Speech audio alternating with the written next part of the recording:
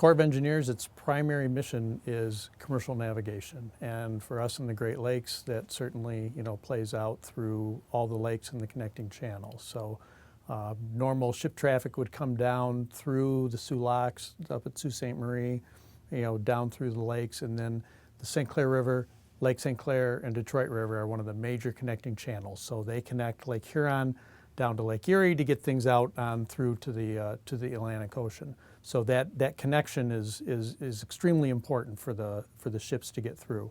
And in the rivers, it's generally a little bit shallower, so we normally have to maintain a dredged navigation channel to provide safe depth to get those ships through the system.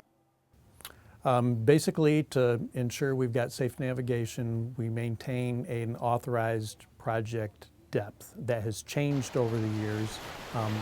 The St. Clair River specifically, in its natural state, was 20 foot deep was kind of the limiting factor in some places. It's had areas that's naturally deep, close to 70, 80 feet at the head of the river as well. But in order to provide safe navigation, there were a number of times that channels were deepened. Very early on, like in the 1850s, is when improvements really started to get to like a 20-foot depth through the system. The two largest, most major projects were the 25-foot channel that was put in the 1930s, and then the 27-foot channel, which was done in the 1960s. Those were internationally authorized projects, so working with the Canadians for full commercial navigation throughout the system from Lake Superior all the way out to the Atlantic Ocean. So those projects were the major significant changes in the system. The only outlet from Lakes Michigan and Huron is the St. Clair River. So it's a fairly large river with a fairly large flow, very fast at the head of the river there.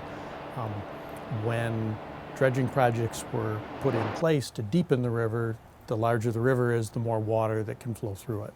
So the more water that flows through it, then the level of the upstream lake will drop a little bit. So the dredging projects, and it was known at the time that these projects were designed and implemented, that they would lower the upstream lake. When the projects were authorized, and I say the most recent being in the mid-1950s, the compensating works, or these sills, were authorized at that point in time. So there were a number of studies that were done. So design work was done. There was some physical model studies trying to look at exactly how they would alter the flow and whether it would be impacts on shipping or the shoreline or anything like that. So up through the early 70s, there was a lot of work done to actually lay out that design and begin coordination with Canada, since it would have an impact on water levels on both sides of the border there. So we still have the authorization. At the point in time that a lot of this work was being done and completed was when we were in a period of high water levels. We set record high water levels in the mid-70s and then again in the mid to late 80s. So a lot of interest in putting in a structure that was going to raise water levels had kind of gone away. So once we hit the 2000s, levels had dropped below average and have been below average for about the last 14 years. So interest has arisen again in should we be putting these compensating works in.